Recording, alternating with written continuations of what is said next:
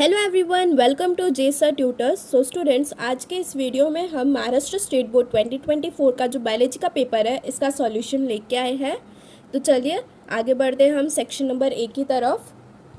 सो students, यहाँ पर section number A में हमारा जो क्वेश्चन नंबर 1 है वो एमसीक्यू बेस्ड है। सो उसका फर्स्ट सब क्वेश्चन देखिए, यहाँ पे हमसे क्या कहा है, identify the growth hormone in plant which causes the inhibitory effect. Option A cytokinins, option B abscisic acid, option C gibberellin and option D ethylene. ये क्वेश्चन जो है ये स्टूडेंट्स चैप्टर नंबर 7 से पूछा गया है हमसे। इसका जो करेक्ट आंसर है वो है एब्सिसिक एसिड। इसका जो करेक्ट ऑप्शन है वो है एब्सिसिक एसिड, जो कि हमें पेज नंबर 141 पे बताया गया है कि एब्सिसिक एसिड जो है it is a natural growth inhibiting hormone. ठीक है, सो फर्स्ट का करेक्ट ऑप्शन क्या आ गया, ऑप्शन नंबर बी। नाउ यहाँ पर सेकेंड सब क्वेश्चन में देखो, यहाँ पे हमसे क्या कहा है, which one of the following is not a part of lac operon. Option A promoter, option B regulator, option C inducer and option D operator. So ये जो क्वेश्चन है ये स्टूडेंट्स आपका चैप्टर नंबर 4 से पूछा गया है। इसका जो सॉल्यूशन है ये पेज नंबर 86 पे दिया गया है। सो यहाँ पर देखिए पेज नंबर 86 पे यहाँ पे हमसे कहा है, lac operon consist of the following components, regulatory gene जिसे रिप्रेसर जीन कहते हैं, प्रमोटर, ऑपरेटर, स्ट्रक्चरर। इंड्यूसर जो है it is not a component of operon कहा है, तो इसका हमारा करेक्ट ऑप्शन क्या आ जाएगा, इंड्यूसर आ जाएगा। इंड्यूसर जो है it is not a part of lac operon. Now moving forward towards third sub question, in absence of fertilisation corpus luteum degenerates into. Corpus luteum किस में डिजनरेट करता है स्टूडेंट्स, कॉर्पस एल्बिकन्स में डिजनरेट करता है अगर फर्टिलाइजेशन नहीं हुआ तो। ठीक है, now moving forwards towards fourth sub question, which of the following divides nasal cavity. Option A hyaline cartilage, option B mesethmoid cartilage, option C ligamentum arteriosum and option D laryngopharynx. Students, जो sub question 4 है ये आपका chapter number 8 से पूछा गया हुआ है, जिसका आंसर जो है पेज नंबर 154 पे दिया हुआ है। सो चलिए पेज नंबर 154 देखते हैं। यहाँ पर हम पेज नंबर 154 पे यहाँ पर देखिए students, the nasal cavity is divisible into right and left nasal chamber by mesethmoid cartilage. मतलब नेजल कैविटी डिवाइड हो रही है with the help of mesethmoid cartilage. ठीक है, सो ये क्वेश्चन का करेक्ट आंसर क्या आ जाएगा students, mesethmoid cartilage. Which of the following divides nasal cavity, mesethmoid cartilage it divides the nasal cavity. Fifth sub question, which of the following is caused by unsterilized needle? Option A elephantiasis, option B AIDS, C malaria and D dengue. So unsterilized मतलब कि जो unused, जो कि used या फिर unclean needle होते हैं, उस वजह से कौन सा डिसीज इसमें से कॉज होता है, सो एड्स कॉज होता है। ठीक है students, now moving forward towards 6th सब question, recognition sequence of restriction enzyme are generally dash nucleotides long. Option A 2 to 4, option B 4 to 8, option C 8 to 10 and option D 14 to 18। Students, ये जो question है ये आपका chapter number 12 biotechnology से पूछा गया है, जो कि पेज नंबर 275 पे इसका सॉल्यूशन दिया हुआ है। ठीक है, से देखो पेज नंबर 275 स्टूडेंट्स, यहाँ पर रिकॉग्निशन सीक्वेंस का है हमसे, the sequences recognized by restriction enzymes are 4 to 8 nucleotides long. ठीक है, सो इसका करेक्ट आंसर क्या आ जाएगा हमारे पास में यहाँ पर, 4 to 8 न्यूक्लियोटाइड्स लॉन्ग। ठीक है स्टूडेंट्स, सो इस तरह से हमारे ये जो क्वेश्चन नंबर 1 था उसके सब क्वेश्चन 1 to 6 सॉल्व हुए। Now moving forward towards next. Now students देखो सब क्वेश्चन 7, यहाँ पे हमसे क्या पूछा गया, which of the following type require pollinator but result in genetically similar to autogamy. Option A geitonogamy, option B xenogamy, option C apogamy and option D cleistogamy. Students, ये question जो है ये चैप्टर नंबर 1 से पूछा गया है। यहाँ पे हमसे ऑटोगैमी के साथ में कौन सा टर्म जो है वो सिमिलरली रिसेंबल करता है बट उसमें पॉलिनेटर की रिक्वायरमेंट होती है, ये हमसे पूछा है। ऑटोगैमी जो है स्टूडेंट्स यहाँ पर पॉलिनेशन नहीं होता है, पॉलिनेटर्स की ज़रूरत नहीं होती है, लेकिन गिटिनोगैमी में जो होती है पॉलिनेटर्स की रिक्वायरमेंट होती है, या तो वो पॉलिनेटर्स बायोटिक हो या तो एबायोटिक हो। सो ऑटोगैमी और गिटिनोगैमी दोनों एक दूसरे से सिमिलर है, बस गिटिनोगैमी में पॉलिनेटर्स की रिक्वायरमेंट होती है, ऑटोगैमी में पॉलिनेटर्स की रिक्वायरमेंट नहीं होती है। सो करेक्ट ऑप्शन जो है वो हमारा ऑप्शन नंबर ए आ जाएगा। ठीक है, sub question 8, which one of the following does not evolve further. So यहाँ पर option A climax community, option B primary succession, option C pioneer species and option D seral community. So यहाँ पर देखो जो sub question 8 है students, ये हमें chapter number 14 से कहा है 14। सो क्वेश्चन नंबर 8 जो है ये हमें चैप्टर नंबर 14 से दिया हुआ है एंड हमें यहाँ पर पूछ रहा है कि ऐसी कौन सी कम्युनिटी है जो कि फर्दर आगे बढ़ ही नहीं सकती है। तो हमारी फर्स्ट कम्युनिटी तो पाइनर स्पीशीज़ आ जाती है। पाइनर स्पीशीज जो है ये हमारी फर्स्ट कम्युनिटी होती है, फिर वो प्राइमरी सक्सेशन से स्टार्ट होती है, देन सीरियल कम्युनिटी आती है एंड देन लास्ट में हमारे पास में क्लाइमेक्स कम्युनिटी आती है, जिसके आगे अगर हम लोग एनवायरनमेंट में चेंजेस करेंगे तभी वो फिर कम्युनिटी फर्दर आगे बढ़ेगी, नहीं तो फिर जब तक के एनवायरनमेंट में कोई भी चेंजेस नहीं होते हैं तब तक के क्लाइमेक्स कम्युनिटी भी के आगे और कोई कम्युनिटी नहीं बढ़ पाएगी। तो इसलिए इसका जो करेक्ट आंसर है वो ऑप्शन नंबर ए है, that is climax community. Climax community के आगे फर्दर और कुछ बढ़ नहीं सकता है, ठीक है। Identify the appropriate term for the number of births under ideal condition. A absolute mortality, B realised natality, C realised mortality, D absolute natality. So students यहाँ पर देखो ये तो डायरेक्टली आप लोग ऑप्शन एलिमिनेशन के हेल्प से आप लोग ये क्वेश्चन सॉल्व कर सकते थे। यहाँ पर नंबर ऑफ बर्थ अगर हमें पूछा है तो यहाँ पे नंबर ऑफ बर्थ्स ही हमें पूछा है ना, मतलब कि ये मॉर्टेलिटी वाला ऑप्शन तो कैंसिल ही हो गए दोनों।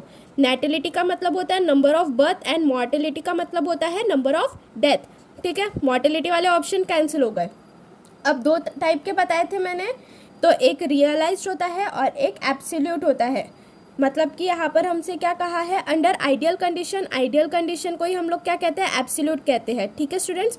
सो इसलिए क्वेश्चन नंबर सब क्वेश्चन 9 जो है इसका करेक्ट आंसर है option number D, that is absolute natality, ठीक है students. Now moving forward towards sub question 10। Sub question 10 में देखो स्टूडेंट्स यहाँ पर हमसे क्या कहा है, observe the graph and select the correct option. So यहाँ पर ये जो ग्राफ है ना स्टूडेंट्स, ये हमें चैप्टर नंबर 15 से दिया हुआ है, जो कि स्पीशीज एरिया रिलेशनशिप को डिनोट कर रहा है यहाँ पर, ठीक है। लाइन ए जो है वो रिप्रेजेंट कर रहा है SCA to the power 2, line B जो है it represents log C is equals to log A plus Z log S, line A represents S is equals to CA to the power Z and line B जो है it represents log S is equals to log Z plus C log A, ठीक है। तो चलिए हम chapter 15 से एक बार tally करते हैं कि हमें क्या दिया हुआ है। पेज नंबर 323 पे इसका आंसर दिया हुआ है, ठीक है स्टूडेंट्स। पेज नंबर 323 देखिए 323 पे यहाँ पर हमें स्पीशीज एरिया रिलेशनशिप का ग्राफ दिया हुआ है। हमसे कहा है ए और बी क्या डिनोट कर रहे हैं वो बताइए। सो यहाँ पर जो ए है वो डिनोट कर रहा है हमारा S is equals to CA to the power Z। Line A जो है वो S into CA to the power 2 दिया हुआ है। Line A represents S is equals to CA to the power Z, ये बता रहा है यहाँ पर। और लाइन बी जो है it represents log S is equals to log C plus Z log A, log S is equals to log C plus Z log A। तो यहाँ पर लाइन बी भी हमें गलत ही बताया है। सो ऑप्शन सी जो है ये हमारा करेक्ट आंसर है कि लाइन ए जो है वो रिप्रेजेंट कर रहा है S is equals to CA to the power Z, और जो लाइन बी है वो हमारा रिप्रेजेंट कर रहा है log S is equals to log C plus Z log A, ठीक है। सो इस तरह से स्टूडेंट्स यहाँ पर ये जो हमारा क्वेश्चन नंबर 1 था सेक्शन ए का वो कंप्लीट होता है। Now moving forward towards question number 2। Students ये देखो क्वेश्चन नंबर 2 का फर्स्ट सब क्वेश्चन क्या पूछा है हमसे, व्हाट आर वेस्टिजियल ऑर्गन्स। ये हमें चैप्टर नंबर 5 से पूछा गया है, जिसका सॉल्यूशन जो है वो पेज नंबर 108 पे दिया हुआ है, ठीक है। सो chapter number 5 page number 108, page number 108 chapter number 5। ये देखो वेस्टिजियल ऑर्गन्स, वेस्टिजियल ऑर्गन्स क्या होते हैं ये हमसे पूछा गया है। सो वेस्टिजियल ऑर्गन्स जो होते हैं ये रूडिमेंट्री ऑर्गन्स होते हैं। Vestigial organs are imperfectly developed and non-functional degenerated structures which were functional in some related and other animals or in ancestors। First point ये आ जाएगा स्टूडेंट्स आप लोगों का। सेकेंड पॉइंट जो आ जाएगा, the vestigial organs are no longer required by the organism but indicate the relationship with those organism where this organs are fully develop. ये आपका आ जाएगा सेकेंड पॉइंट। एंड देन उसके बाद में ये एग्जाम्पल्स दे देना स्टूडेंट्स आप लोग थर्ड पॉइंट में कि human being shows some vestigial organs, presence of vestigial nictitating membrane presence of wisdom teeth, फिर coccyx that is tail bone, and then fourth में आ जाएगा यहाँ पर आपका ये वर्मीफॉर्म, अपेंडिक्स एंड सीकम आ जाएगा, ठीक है। सो इस तरह से ये व्हाट आर वेस्टिजियल ऑर्गन्स है, इसका आंसर आ जाएगा 2 मार्क का। पहला तो ये पॉइंट आ जाएगा, vestigial organs are imperfectly develop से एंसेस्टर तक के। देन सेकेंड पॉइंट जो है, the vestigial organs are no longer required से तो लेके फुल्ली डेवलप तक के। एंड थर्ड पॉइंट में उसके ये एग्जाम्पल्स आ जाएंगे, ठीक है students. Now moving forward towards next में देखो, expand the term gift, zygote intrafallopian tube जो है ये वाला पूछा है हमसे। तो ये जो है क्वेश्चन ये आपका चैप्टर नंबर 2 से पूछा गया है, पेज नंबर 43 पे इसका सॉल्यूशन दिया हुआ है, ठीक है स्टूडेंट्स। सो पेज नंबर 43 अभी हम ओपन करेंगे। पेज नंबर 43 ये देखिए, GIFT zygote intrafallopian transfer. So GIFT को हमें एक्सपांड करना था, तो GIFT it is an infertility treatment used when there is a blockade in the fallopian tube which prevents the fertilization of egg by the sperm. In this method egg is removed from woman's ovary. So ये वाला हमारा यहाँ से gift is an infertility treatment, तो यहाँ से यहाँ तक कि हमारा फर्स्ट पॉइंट हो जाएगा, it is in this method the egg is remove from women's ovary, ये हमारा सेकंड पॉइंट आ जाएगा, ठीक है students. Then fertilization of egg with sperm is brought about outside the body under sterile condition to form zygote by the process called in vitro fertilization. ये इतना लिखने की जरूरत नहीं है, ये 2 पॉइंट्स लिखे तभी भी सफिशिएंट है स्टूडेंट्स, ठीक है। Now moving forward towards next, यहाँ पर हमसे क्या कहा है, give the name of endocrine gland which is prominent at birth but gets gradually atrophied in adult stage. So ऐसा कौन सा एंडोक्राइन ग्लैंड है जो कि प्रोमिनेंट होता है बर्थ स्टेज में, बट धीरे धीरे वो रिड्यूस या फिर डिजनरेट होने लगता है हमारे बॉडी में। तो ये थाइमस ग्लैंड होता है स्टूडेंट्स, जो कि बहुत ज़्यादा प्रोमिनेंट होता है बर्थ स्टेज में। पेज नंबर 214 पे इसका आंसर दिया हुआ है। ये देखिए पेज नंबर 214, पेज नंबर 214 यहाँ पर ही हमें दिया हुआ है। ये देखिए थाइमस ग्लैंड, पेज नंबर 214, यहाँ पर थाइमस ग्लैंड क्या है, it is a soft pinkish bilobed mass of lymphoid tissue. It is prominent gland at birth but gets gradually atrophied in the adult. It is so called as temporary gland. thymus gland जो होता है वो prominent gland होता है birth stage में, but it gets gradually atrophied in the adult, ठीक है student. Now students यहाँ पर देखो, सब क्वेश्चन 4 में हमसे क्या कहा है, what is the full form of IAA। IAA जो होता है it stands for indole 3 acetic acid. ये क्वेश्चन जो है ये हमारा चैप्टर 7 से पूछा गया है, जिसका सॉल्यूशन हमें पेज नंबर 139 पर दिया गया है। पेज नंबर 139 पर यहाँ पर देखो ये IAA दिया हुआ है। सो IAA जो है it stands for indole 3 acetic acid, ठीक है। नेक्स्ट क्वेश्चन यहाँ पर, give the name of microbial source of antibiotic Chloromycetin. यहाँ पे हमें क्लोरोमाइसिटिन का माइक्रोबियल सोर्स क्या होता है वो पूछा गया है। सो स्टूडेंट्स ये क्वेश्चन जो है ये हमारा चैप्टर नंबर 11 से पूछा गया है। पेज नंबर 261 पे जो एंटीबायोटिक का टेबल दिया हुआ है ना, उससे है ये क्वेश्चन, ठीक है। सो पेज नंबर 261 देखते हैं यहाँ पर अभी हम। पेज नंबर 261 पे ये देखो, यहाँ पर ये जो एंटीबायोटिक का टेबल दिया हुआ है, यहाँ पर क्लोरोमाइसिटिन का एंटीमाइक्रोबियल स्टोर्स क्या बताया हुआ है स्ट्रेप्टोमाइसिस वेनिजुलेई। तो क्लोरोमाइसिटिन का माइक्रोबियल सोर्स क्या है, स्ट्रेप्टोमाइसिस वेनिजुलेई, ठीक है। सो यहाँ पर the microbial source of antibiotic chloromycetin is Streptomyces venezuelae आ जाएगा, ठीक है। Moving forward towards next question, which cell of islet of Langerhans produce a hormone insulin. So alpha cells जो होते हैं वो ग्लूकागॉन सिक्रेट करते हैं स्टूडेंट्स, एंड बीटा सेल्स जो होते हैं वो इंसुलिन सिक्रेट करते हैं, ठीक है। So beta cells of pancreas जो होते हैं वो इंसुलिन हार्मोन सिक्रेट करते हैं।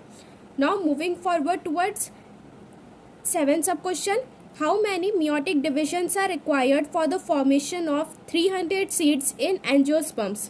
ठीक है, तो ये कैलकुलेशन वाला पार्ट है, तो चलिए स्टूडेंट्स ये अभी हम एक बार सॉल्व करके देखते हैं।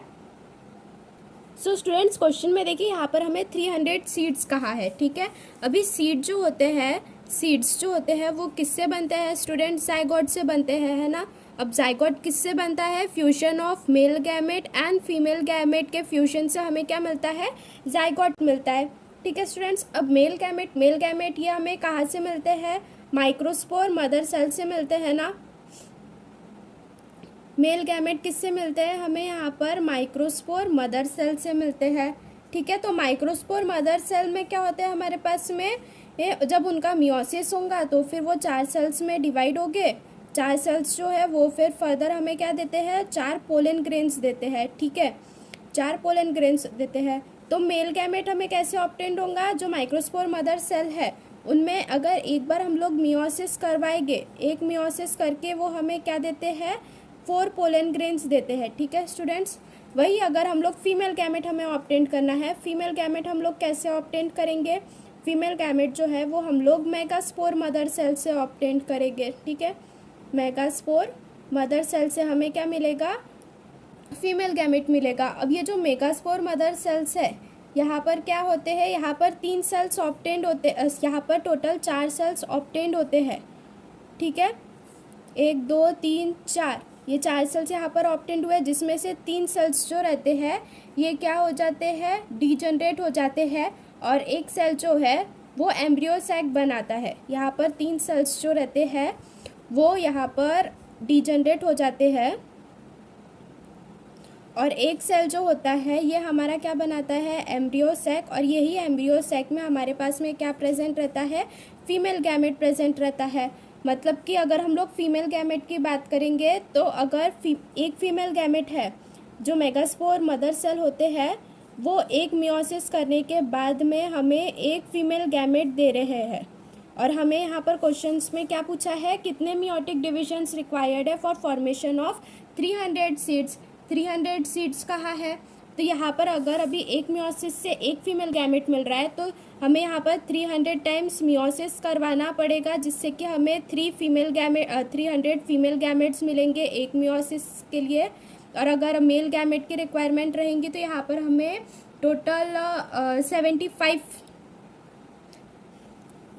तो यहाँ पर हमें टोटल 75 मियोसिस करवाना पड़ेगा, जिससे कि हमें यहाँ पर मेल गैमेट मिलेंगे। मेल गैमेट ऑब्टेन करने के लिए हमें 75 मियोसिस करवाना पड़ेगा। ठीक है, सो हमें टोटल मियोसिस पूछा था ना कि कितने मियोटिक डिविजन्स लगेंगे फॉर टोटल मियोटिक डिविजन्स।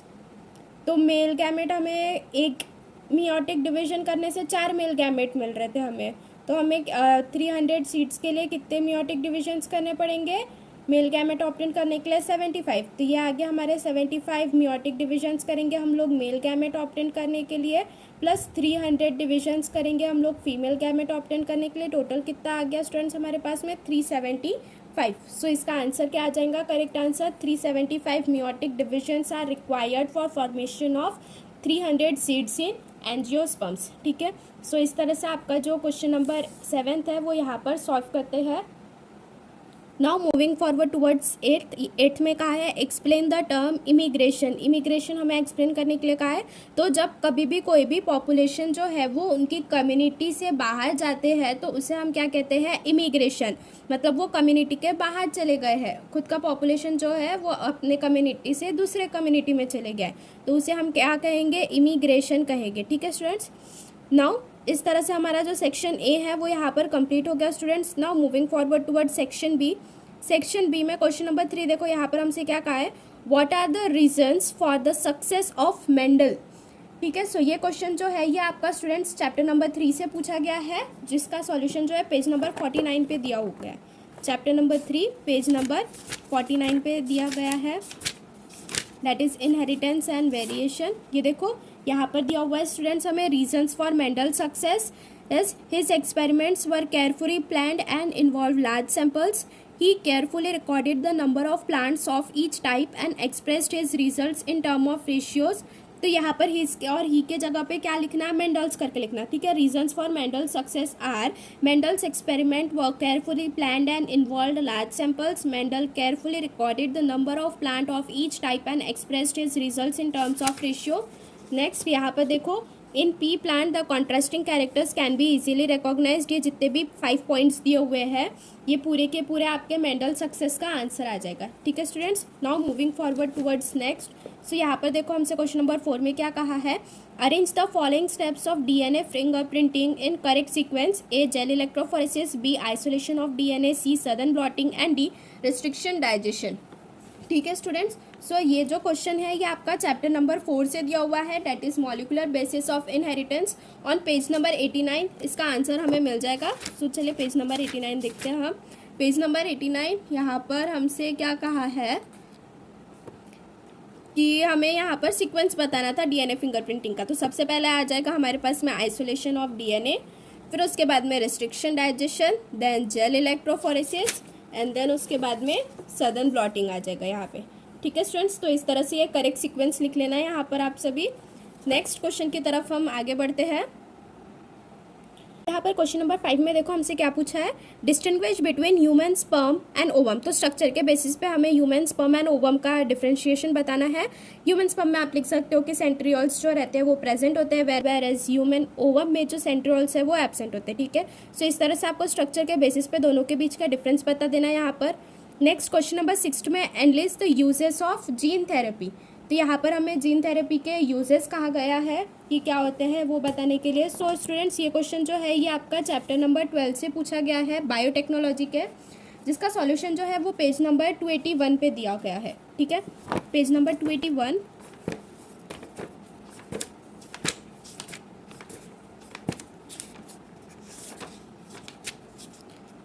में जीन थेरेपी के हमें क्या पूछा गया है, यहाँ पर यूजेस पूछा गया है। सो देखो, gene therapy is being used in many ways. For example यहाँ पर ये जीन थेरेपी के यूजेस दिए हुए हैं, तो कोई भी आपको 5 से 6 यूजेस लिखने हैं यहाँ पर। फॉर एग्जांपल, रिप्लेस मिसिंग और defective gene, deliver genes that speed the destruction of cancer cell, supply genes that cause cancer cells to revert back to normal cell, deliver bacterial और viral gene as a form of vaccination, deliver DNA to antigen expression and generation to immune responses. इसमें से कोई भी 5 से 6 जो easy लग रहे होंगे स्टूडेंट्स, आपको वो वाले लर्न करना है, जीन थेरेपी के यूजेस, एंड देन वही पेपर में फिर लिख के आना है आपको। ठीक है, जो भी इजी लग रहे होंगे, जो भी आपने याद किए होंगे वो आपको लिख के आना था यहाँ पे। ठीक है, नेक्स्ट है define the following terms, gene flow and chromosomal aberration. So students, ये जो क्वेश्चन है क्वेश्चन नंबर 7, जहाँ पर हमें जीन फ्लो और क्रोमोसोमल एब्रेशंस डिफाइन करने के लिए कहा गया है, यह आपका origin and evolution of life जो है, दैट इज चैप्टर नंबर 5, इससे पूछा गया है। सो जीन फ्लो का जो आंसर है ये हमारा पेज नंबर 101 पे दिया गया है स्टूडेंट्स। ठीक है, यहाँ पे देखिए पेज नंबर 101, हाँ ये देखिए स्टूडेंट्स, जीन फ्लो एंड हमें क्रोमोसोमल एब्रेशन का पूछा गया है क्वेश्चन। यहाँ पे क्रोमोसोमल एब्रेशन आ गया, ये जीन फ्लो आ गया। दोनों को ही आपको यहाँ पर पॉइंट वाइज पूरा एक्सप्लेन करना है कि जीन फ्लो क्या होता है। It is the movement of genes into और आउट ऑफ अ पॉल्यूशन, ये फर्स्ट पॉइंट आ जाएगा हमारा। Gene movement may be in the form of migration of organism और गैमेट्स और segments of DNA. Gene flow also alters gene frequency causing evolutionary changes. यहाँ पर जितने भी पॉइंट्स दिए हुए हैं ना, आपको ये पॉइंट वाइज लिखना है। ये वाला सेकंड पॉइंट आ जाएगा, एंड यहाँ से यहाँ तक ये क्या आ जाएगा, थर्ड पॉइंट आ जाएगा। तो ये हमारा जीन फ्लो का हो गया। नेक्स्ट है gene chromosomal aberration. Chromosomal aberration में स्टूडेंट्स यहाँ पर हमारे पास में 4 पार्ट्स आते हैं, एक डिलीशन आता है, एक डुप्लीकेशन आता है, एंड एक इन्वर्शन आता है, एंड एक ट्रांसलोकेशन आता है। तो आपको यहाँ पर भी थोड़ा थोड़ा एक्सप्लेन करना पड़ेगा। क्रोमोसोमल एब्रेशन क्या होते हैं, the changes in chromosomal number, gain and losses, and the changes in the morphological structure of chromosome, that is deletion, inversion, duplication और translocation constitute the chromosomal aberration. ठीक है, अब यहाँ पर डिलीशन की बात कर देंगे तो loss of gene from chromosome explain कर देना। नेक्स्ट आ जाएगा डुप्लीकेशन में जीन्स आर रिपीटेड और double in number of chromosome, ये डुप्लीकेशन का ऐड करना। इन्वर्शन का एक पॉइंट ऐड कर देना, देयर इज नो लॉस और gain of gene complement to the chromosome, and translocation में transfer of part of chromosome होता है। ठीक है, और set of genes to a non homologous chromosome is known as translocation. इतना आपको यहाँ पर पॉइंट्स एक्सप्लेन करने पड़ेंगे। ठीक है students, now moving forward towards next, what are the significances of double fertilization. Question number 8, significance of double fertilization पूछा गया है स्टूडेंट्स यहाँ पर हमसे। ये जो है ये हमारा reproduction in lower and higher plants जो है, चैप्टर नंबर 1, इससे पूछा गया है। तो इसका जो आंसर है ये आपको पेज नंबर 10 पे मिल जाएगा। चलिए देखते हैं, पेज नंबर 10 पे दिया हुआ स्टूडेंट्स इसका आंसर। पेज नंबर 10 में सिग्निफिकेंस ऑफ डबल, ये देखिए यहाँ पर ये सिग्निफिकेंस ऑफ डबल फर्टिलाइजेशन ये हमें दिया हुआ है। तो यहाँ पर इसके जो 5 सिग्निफिकेंस है, that is it is a unique feature of angiosperm, it ensures that the parent plant invest a seed with a food store only if the egg is fertilized. The diploid zygote develops into an embryo which consequently develops into a new plant. ये दोनों point आ जाएंगे significance में, और साथ में ये 3 points यहाँ के। अ triploid PEN develops into nutritive endosperm tissue. It restores the diploid condition by fusion of haploid male gamete with haploid female gamete, that is through syngamy. It also helps to avoid polyembryony. यहाँ पे ये 5 points include करने significance of double fertilisation में students, ठीक है। Page number 10 पे दिया हुआ था इसका answer. Now moving forward towards next, यहाँ पर देखो क्वेश्चन नंबर 9 में यहाँ पर हमसे एक डायग्राम दी हुई है हमें। यहाँ पर ये ए और बी जो है वो क्या रिलेशन बता रहे हैं to uptake of water by the root, वो हमें बताना। ये जो डायग्राम है ना स्टूडेंट्स, ये आपके चैप्टर नंबर 6 में दी हुई है, पेज नंबर 123 पे। चलिए एक बार देखते हैं चैप्टर नंबर 6 में 123 पेज नंबर पे। ये देखिए 123 यही है वो डायग्राम। यहाँ पर देखिए ए जो है वो यहाँ पर सिम्प्लास्टिक पाथ शो करता है और बी जो है वो एपोप्लास्टिक पाथ शो करता है। ये ए दिया हुआ है, ये बी दिया हुआ है हमें। सो ए जो है वो सिम्प्लास्टिक पाथ शो कर रहा है और बी जो है ये एपोप्लास्टिक पाथ शो कर रहा है, ठीक है स्टूडेंट्स। इस तरह से हमारे क्वेश्चन नंबर 9 यहाँ पे कंप्लीट होता है। Moving forward toward next, describe number 10 में देखो हमसे क्या कहा है, डिस्क्राइब म्यूचुअलिज्म कहा गया है, ठीक है। सो ये जो म्यूचुअलिज्म वाला टॉपिक है ये आपको students chapter number 13 that is organism and population, इससे पूछा गया है। पेज नंबर 302 पर इसका आंसर दिया हुआ है, ठीक है। देख पेज नंबर 302 पर ही है जहाँ तक 302 म्यूचुअलिज्म का है हमसे। यहाँ पर देखिए म्यूचुअलिज्म है, इसे हमें डिस्क्राइब करना है यहाँ पर। सो म्यूचुअलिज्म क्या होता है, सबसे पहले तो उसकी डेफिनेशन आ जाएंगी, म्यूचुअलिज्म होता क्या है, ठीक है। So this interaction is obligatory and interdependent होता है, वो बेनिफिट करता है बोथ द स्पीशीज़ को। Lichens represent N intimate mutualistic relationship between a fungus and photosynthetic algae और साइनोबैक्टीरिया। ये एग्जाम्पल है स्टूडेंट्स म्यूचुअलिज्म का, तो ये लास्ट में लिखना, ठीक है। नेक्स्ट उसके बाद में पहले म्यूचुअलिज्म होता क्या है वो एक्सप्लेन करना। तो पहला पॉइंट तो यही आ जाएगा कि वो एक इंटरेक्शन होता है जो कि कैसा होता है, ऑब्लिगेटरी एंड इंटरडिपेंडेंट होता है। नेक्स्ट है कि वो दोनों स्पीशीज़ को ही क्या करता है, बेनिफिट करता है, ये सेकंड पॉइंट आ जाएगा यहाँ पर हमारा ना। देन उसके बाद में the most spectacular and evolutionary fascinating examples of mutualism are found in plant animal relationship. Main example जो है म्यूचुअलिज्म का वो प्लांट एनिमल रिलेशनशिप होता है, ये थर्ड पॉइंट आ जाएगा आप लोगों का। Plant need the help of animal for pollinating their flowers and dispersing their seeds.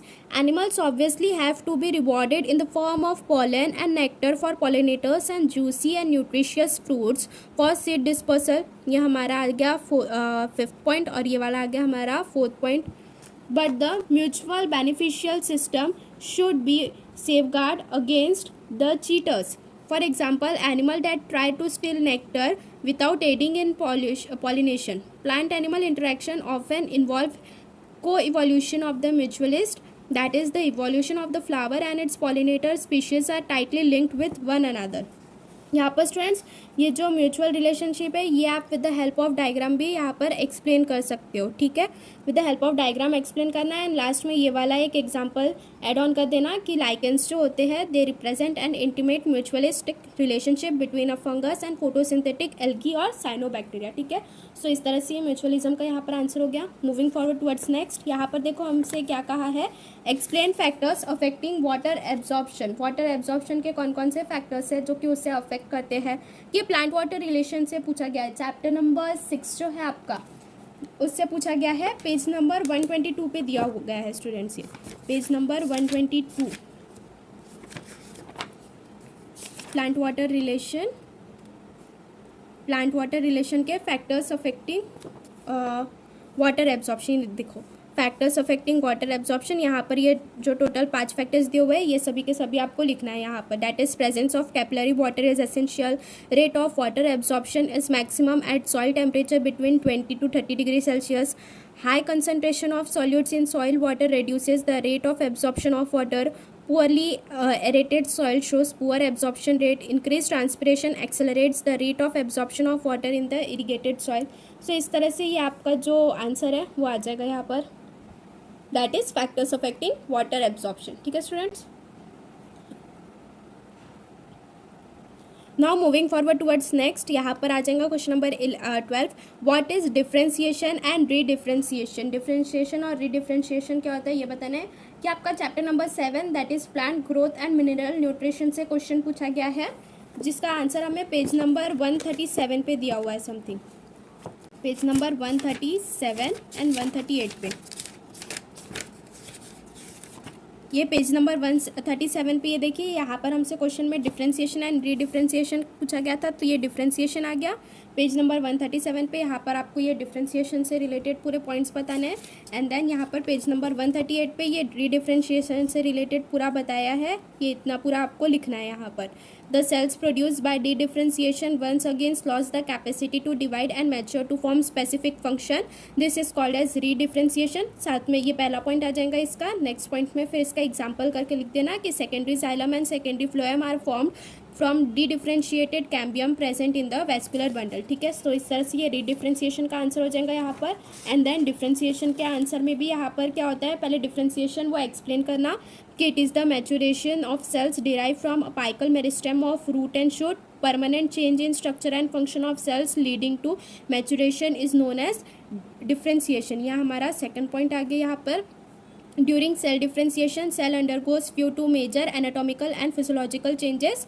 Yes, ये आ गया हमारा point number 3 and point number 4 में यहाँ पर ये एग्जाम्पल आ जाएगा हमारा। ठीक है स्टूडेंट्स, यहाँ तक के लिखे तभी भी चलता है। तो पहले डिफ्रेंशिएशन को पूरा एक्सप्लेन कर देना क्या होता है, एंड देन उसके बाद में रीडिफ्रेंशिएशन को यहाँ पर एक्सप्लेन करना। ठीक है students, now moving forward towards next में देखो यहाँ पर हमसे क्या कहा है, select and rewrite appropriate disorder of respiratory system with the given symptoms. यहाँ पर हमें रेस्पिरेटरी डिसीजेज दी हुई है, ये कौन से सिम्टम्स शो करते हैं वो हमें लिखना है। पहला हमें साइनोसाइटिस दिया हुआ है, एम्फाइसीमा, सिलिकोसिस एंड एस्बेस्टोसिस और लैरिंजाइटिस दिया हुआ है। ठीक है स्टूडेंट्स, तो ये जो क्वेश्चन नंबर 13 है ये आपका respiration and circulation that is chapter number 8 इससे पूछा गया है, जिसका सॉल्यूशन हमें एक टेबल में मिल जाएगा जो कि आपका पेज नंबर 161 पे दिया गया है। पेज नंबर 161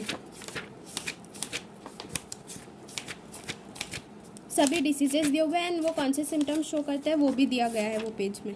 ये देखिए पेज नंबर 161, यहाँ पर हमसे क्या पूछा गया है, एम्फाइसीमा। एम्फाइसीमा कौन सा सिम्टम शो करता है, breakdown of alveoli and shortness of breath. Then उसके बाद में साइनोसाइटिस पूछा गया है, इन्फ्लेमेशन ऑफ साइनसिस जो है वो इसे हम साइनोसाइटिस कहेंगे।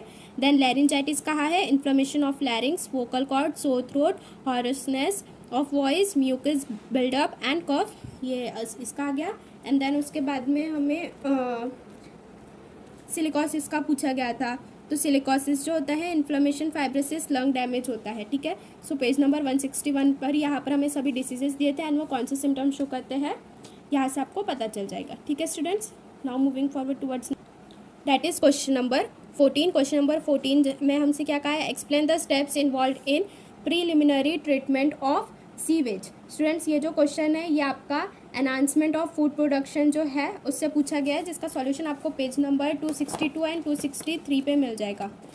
Enhancement in food production page number 262 and 263। 262 ये देखिए एनहांसमेंट इन फूड प्रोडक्शन। हमसे प्रीलिमिनरी ट्रीटमेंट का पूछा गया है ना, स्टेप्स इन्वॉल्व इन प्रीलिमिनरी ट्रीटमेंट। तो हमारे पास में यहाँ पर ये प्रीलिमिनरी ट्रीटमेंट दिया हुआ है, यहाँ पर 2 स्टेप्स प्रेजेंट होते हैं हमारे पास में, एक स्क्रीनिंग और दूसरा कौन सा है, ग्रिड चेम्बर होता है। सो दोनों को आपको थोड़ा थोड़ा यहाँ पर एक्सप्लेन करना है। ठीक है, सो स्क्रीनिंग में यहाँ पर क्या आ जाएगा कि इससे भी पॉइंट वाइज करके लिखना कि preliminary treatment of microbes in sewage treatment includes 2 steps which are screening and grid chamber। फिर स्क्रीनिंग की हेडिंग डालना, स्क्रीनिंग के अंडर में लिखना पॉइंट वाइज करके, sewage and waste water contains plenty of suspended floating material, coarse and solid particles along with dissolve substances. ये पहला point आ जाएगा हमारा। The suspended objects are filtered and remove, this is done in screening chambers. The sewage is pass through skin और net in the chambers. Large suspended और floating objects are held back in the screening chambers. This have to be remove before the biological treatment. So इतना आपका ये आ जाएगा screening का। Next heading फिर grid chamber की डालना, देन इसके भी फिर तुम पॉइंट वाइज लिखना पूरा यहाँ से यहाँ तक कि after screening the filtered sewage is then passed into series of grit chambers. Screening के बाद में जितना भी फिल्टर्ड सीवेज है उसे हम लोग ग्रिड चेम्बर में पास करेंगे। फिर वो जो चेम्बर होता है it contains large stones and brick ballast. coarse particles settle down by the gravity, thus passage of filtered sewage removes much of the coarse particulate matter. So इस तरह से यहाँ पर ये जो हमारा क्वेश्चन नंबर 14 है ये भी यहाँ पर कंप्लीट होता है. इसी तरह से सेक्शन बी जो है वो यहाँ पर हमारा कंप्लीट हुआ. Now moving forward toward section C. Section C में देखो यहाँ पर स्टूडेंट्स क्वेश्चन नंबर 15 में हमसे क्या कह रहा है, give the different steps involve in formation of mRNA from hRNA. Question number 15 जो है स्टूडेंट्स ये आपका चैप्टर नंबर 4 से पूछा गया है, that is molecular basis of inheritance. Page number 79 पे बताया गया है इसका answer. Page number 79, steps involve in formation of mRNA from hRNA. सो ये देखो स्टूडेंट्स यहाँ पर जो कैपिंग, स्प्लाइसिंग, टेलिंग वाला जो सीक्वेंस है ये आपको बताना है कि प्रोसेसिंग ऑफ hRNA कैसे होगा. सो स्टूडेंट्स ये वाले क्वेश्चन में आपको ये पूरा पहले capping, splicing and then tailing क्या होता है ये पूरा एक्सप्लेन करना है. सो यहाँ पर देखो, in eukaryotes formation of RNA transcribe from DNA are called as primary transcript. ये पॉइंट नंबर 1 आ जाएगा. Such transcripts undergo changes called processing और मैचुरेशन बिफोर बिकमिंग फंक्शनल. ये नहीं लिखा तभी भी चलेंगे. यहाँ से सेकंड पॉइंट स्टार्ट करना कि प्राइमरी ट्रांसक्रिप्ट क्या होते हैं. Primary transcript is non functional and contain both exons and introns. ये वाला जो है ये हमारा प्राइमरी ट्रांसक्रिप्ट हो जाएगा, जिसमें से ये वाला जो पोर्शन दिख रहा है ये एक्सॉन्स है और जो कलर्ड वाला दिख रहा है वो इंट्रॉन्स है. फिर उसके बाद में ये जो हमारा processing of hRNA it involves 3 steps, that is capping, splicing and tailing. ऐसे 3 करके लिखना. Then splicing involves during processing only introns are remove by the process. तो उससे हम क्या कहते हैं, स्प्लाइसिंग कहते हैं, वो लिखना. देन उसके बाद में कैपिंग में क्या होता है, in capping the methylated guanosine triphosphate is added to 5' end of hRNA. And then tailing में क्या होता है, polyadenylation takes place at 3' end it is a fully processed hRNA now called as mRNA. For translation mRNA is transported out of the nucleus through nuclear pores. So इस तरह से यहाँ पर ये क्वेश्चन का आंसर हो जाएगा students. Now moving forward towards question number 16. What is reproductive isolation? Describe any 2 types each of pre mating and post mating isolating mechanism. So students ये जो क्वेश्चन नंबर 16 है ये आपका चैप्टर से दिया हुआ है, that is origin and evolution of life. Page number 102 and 103 पर दिया हुआ है. तो चलिए देखते हैं page number 102 and 103. Pre mating and post mating कहा है हमसे. सो ये प्री मैटिंग हो गया एंड देन ये पोस्ट मैटिंग और पोस्ट जाइगोटिक बैरियर्स हो गए. तो टाइप्स ऑफ आइसोलेटिंग मैकेनिज्म पूछा. सो यहाँ पर हमारे पास में 2 टाइप के आइसोलेटिंग मैकेनिज्म होते हैं, एक प्री मैटिंग होता है एंड देन एक पोस्ट मैटिंग होता है. सो यहाँ पर आपको ये प्री मैटिंग के टोटल 4 पॉइंट्स जो है, पहला है habitat isolation, then second seasonal and temporal isolation, ethological isolation, mechanical isolation, ये चारों एक्सप्लेन करना है same as it is. And then post mating में आपको ये 3 पॉइंट्स जो है ये same as it is explain करने हैं. पहला gamete motility, then zygote motility and then hybrid sterility. ठीक है स्टूडेंट्स. सो इस तरह से आपका ये जो क्वेश्चन नंबर 16 है वो कंप्लीट होता है. Now moving forward towards question number 17. Explain unique features of acquired immunity. So ये जो क्वेश्चन नंबर 17 है ना स्टूडेंट्स, एक्वायर्ड इम्यूनिटी का, ये हमारा जो chapter number 10 that is human health and diseases इससे पूछा गया है, जिसका सॉल्यूशन हमें पेज नंबर 222 एंड 223 पर दिया हुआ है. ठीक है. So page number 222, 222 and 223.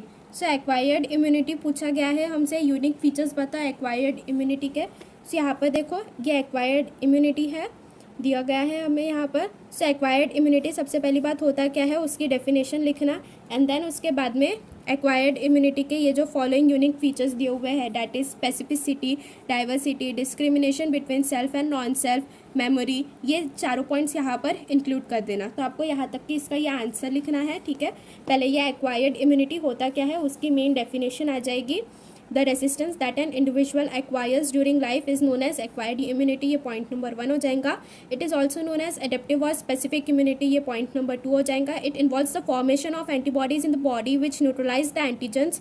ये हमारा पॉइंट नंबर 3 आ जाएगा. देन पॉइंट नंबर 4 में एक्वायर्ड इम्यूनिटी के कुछ यूनिक फीचर्स आ जाएंगे, जिसमें आपको ये पहले हेडिंग लिखना है एंड देन वो हेडिंग को एक्सप्लेन करना है कि उसके अंदर में क्या क्या कंटेंट आएगा हमारा. ठीक है. सो इस तरह से यहाँ पर ये जो हमारा क्वेश्चन नंबर 17 है वो भी कंप्लीट होता है. Now moving forward towards question number 18 में देखो यहाँ पे हमसे क्या कहा है, name and describe the hormone secreted by ovaries. तो ओवरीज हमारे कौन कौन से हार्मोन सिक्रेट करता है, जैसे कि प्रोजेस्टेरॉन, एस्ट्रोजन, रिलैक्सिन, इनहिबिन, ये ऐसे हार्मोन्स है कुछ जो कि ओवरीज हमारे सिक्रेट करता है। इनके नेम्स लिखना पहले, the hormone secreted by ovaries are progesterone, estrogen, relaxin, inhibin, and then उसके बाद में थोड़े थोड़े डिस्क्रिप्टिव में उससे एक्सप्लेन कर देना कि कौन कौन से हार्मोन्स कब कब रिलीज होते हैं। ठीक है, इस तरह से हमारा क्वेश्चन नंबर 18 हो गया।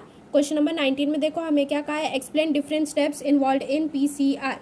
तो ये जो क्वेश्चन है पीसीआर टेक्निक, दैट इज हमारे बायोटेक के चैप्टर में दिया हुआ है, that is chapter number 12, page number 273 and 274 पे दिया गया है स्टूडेंट्स इसका answer, page number 273 and 274, 273, 274।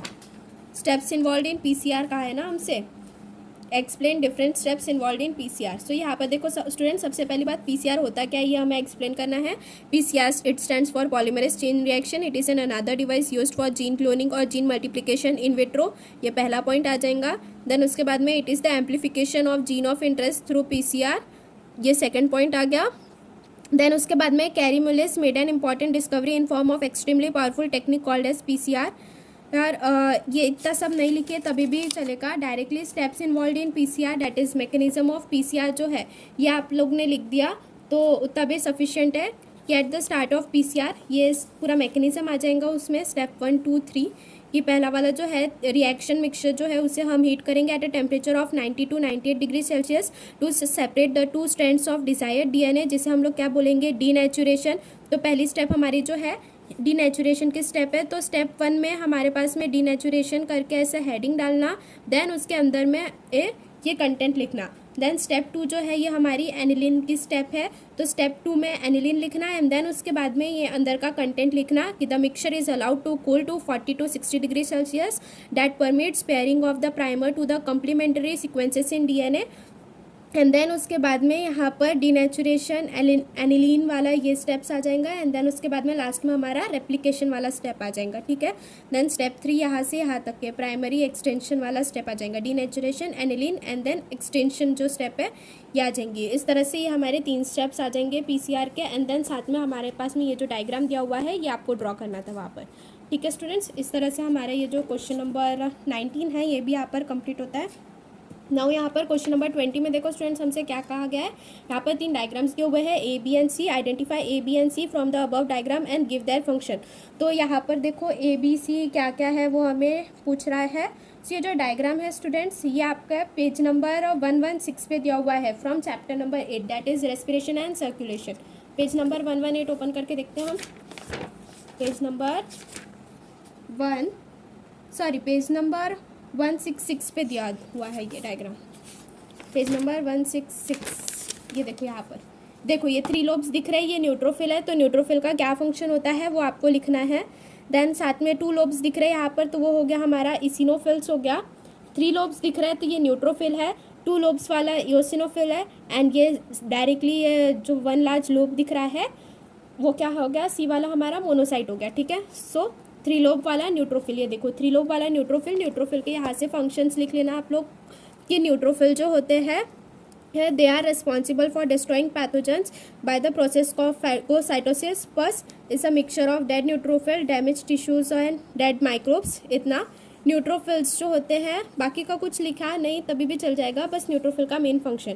Then second हमारा कौन सा था, ये 2 लोब्स दिख रहे हैं, ये इओसिनोफिल्स था। इओसिनोफिल्स जो होते हैं उनका फंक्शन आ जाएगा कि they destroy antigen antibody complex by phagocytosis, their number increases in allergic condition and they show anti histaminic property. ये सबसे इंपॉर्टेंट प्रॉपर्टी है इसिनोफिल्स की कि वो एंटी हिस्टामिनिक इन नेचर होते हैं। ठीक है, they are also responsible for detoxification as they produce antitoxins. तो ये आ गया इओसिनोफिल्स के फंक्शन। एंड देन लास्ट वाला जो हमारा एक लार्ज लोब दिख रहा था ये था मोनोसाइट्स। मोनोसाइट्स के फंक्शंस क्या आ जाएंगे कि वो फैगोसाइटोसिस परफॉर्म करते हैं, फैगोसाइटिक इन नेचर होते हैं। तो मोनोसाइट्स के फंक्शन में क्या आ जाएंगे, they are actively motile and give rise to microphages, they are mainly phagocytic and destroy the bacteria and dead और डैमेज टिश्यू बाय फैगोसाइटोसिस। ठीक है, सो ये मोनोसाइट्स के फंक्शन आ गए।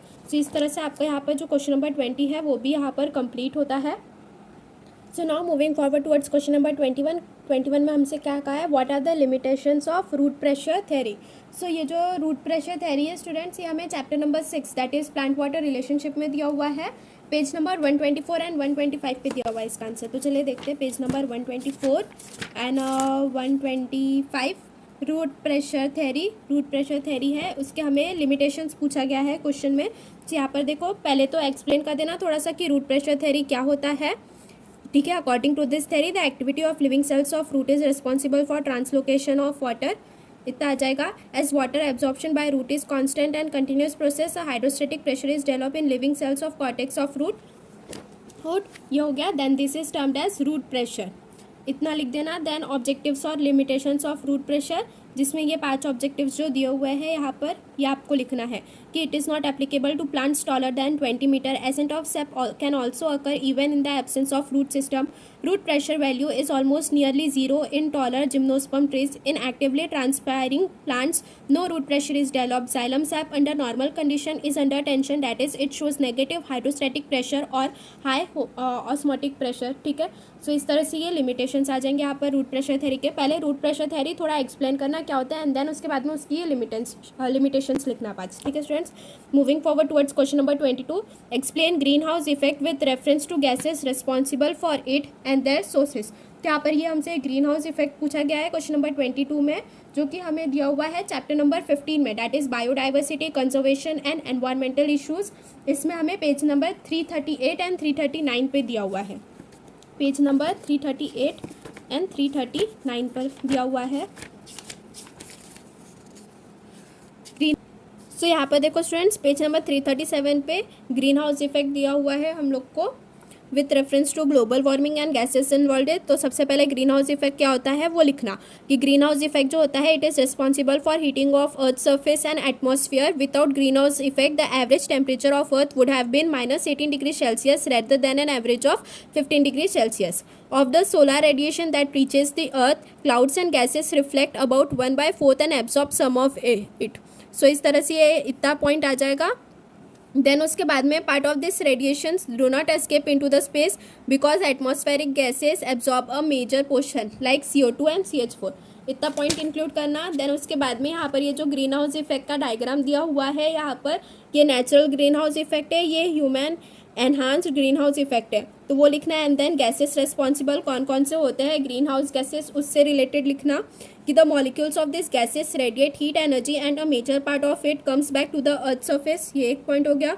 दस reheating the earth, this cycle is repeated many times, hence CO2 and methane that is CH4 are commonly called as greenhouse gases. अब then उसके बाद में ये ग्रीन हाउस गैसेस आ गया उससे रिलेटेड। देन उसके बाद में gases responsible for this effect are carbon dioxide, methane, chlorofluorocarbon, nitrogen oxide and water vapour, ये एक पॉइंट आ गया। Because of burning of fossil fuel in industry by automobiles, burning of agricultural waste, levels of CO2 are increasing. Why are the reasons of increasing this gases, what are the reasons, तो वो वाला आ जाएगा एक point. And then उसके बाद में biogas plant का आ जाएगा, ठीक है स्टूडेंट्स। सो इस यहाँ पर ये जो आपका ग्रीन हाउस इफेक्ट है उसका आंसर आ जाएंगे, डायग्राम बना भी लेना तो इंप्रेशन अच्छा पड़ेगा आपके पेपर पे, ठीक है। सो इस तरह से स्टूडेंट्स क्वेश्चन नंबर 22 जो है वो यहाँ पे कंप्लीट होता है। 23, describe physiological effects and application of ethylene, ये हमारा प्लांट वाटर रिलेशन जो है उससे पूछा गया ये क्वेश्चन आपका, जो कि आपको पेज नंबर 141 पे दिया गया है, ठीक है। इसका आंसर इथिलीन का पेज नंबर 141, यहाँ पर देखो इथिलीन का दिया हुआ है। इथिलीन का हमें क्या पूछा है, फिजियोलॉजिकल इफेक्ट्स पूछे हैं। यह देखो यहाँ पर ये physiological effects and application of ethylene दिया गया है। तो इस यही फिजियोलॉजिकल इफेक्ट्स ये आपको पॉइंट वाइज लिखना है। पहले इथिलीन जो होता है उससे रिलेटेड लिख लेना कि वो एक सिर्फ एक अकेला गैशियस ग्रोथ रेगुलेटर है।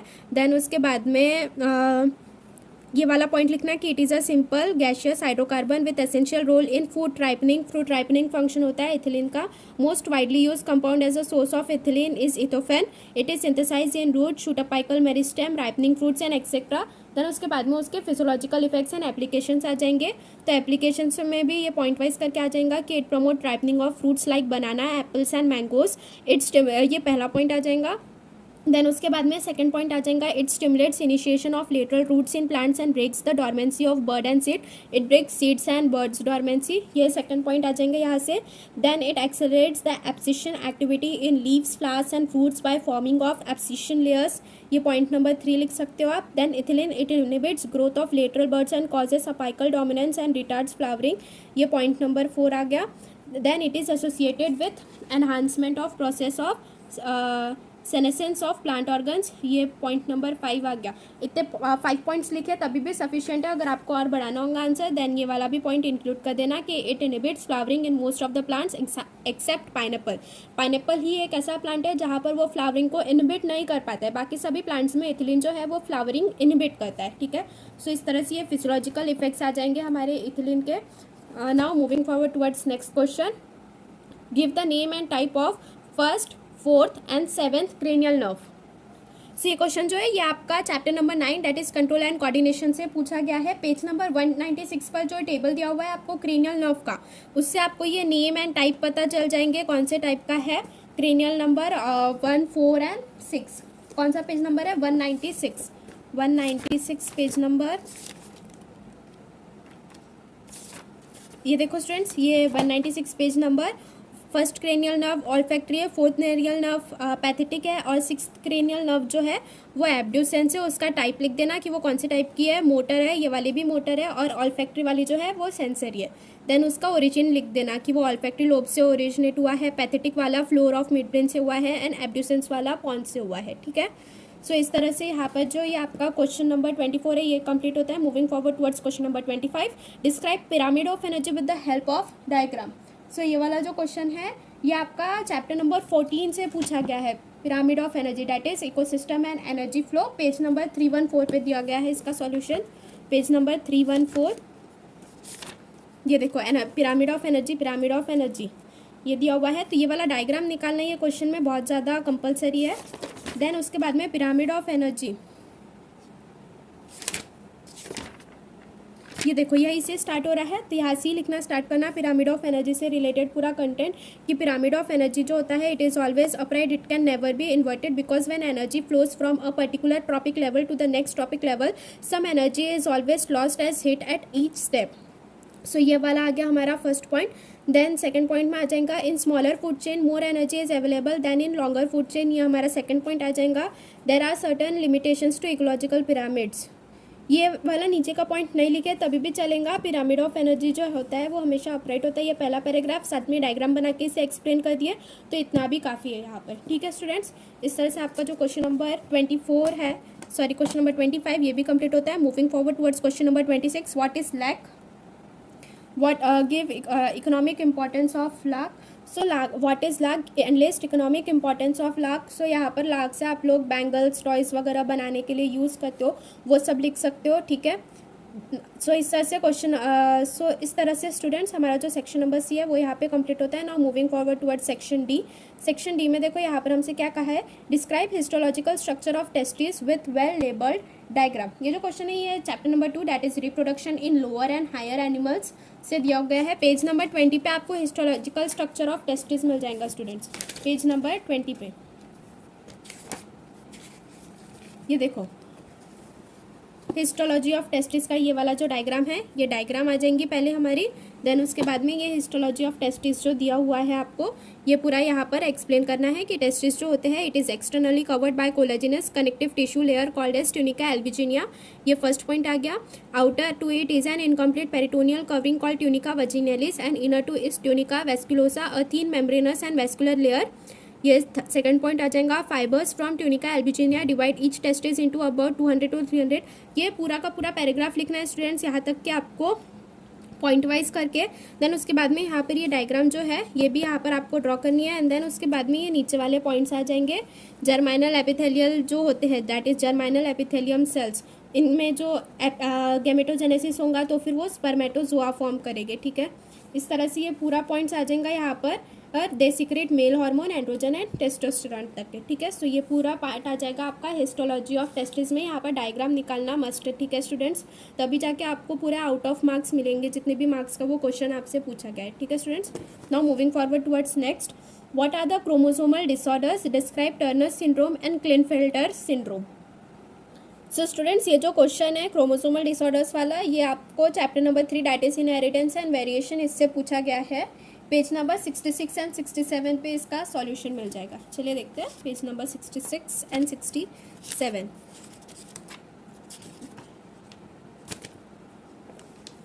ये देखो क्रोमोसोमल डिसऑर्डर्स हमसे पूछा गया है। क्या होता है।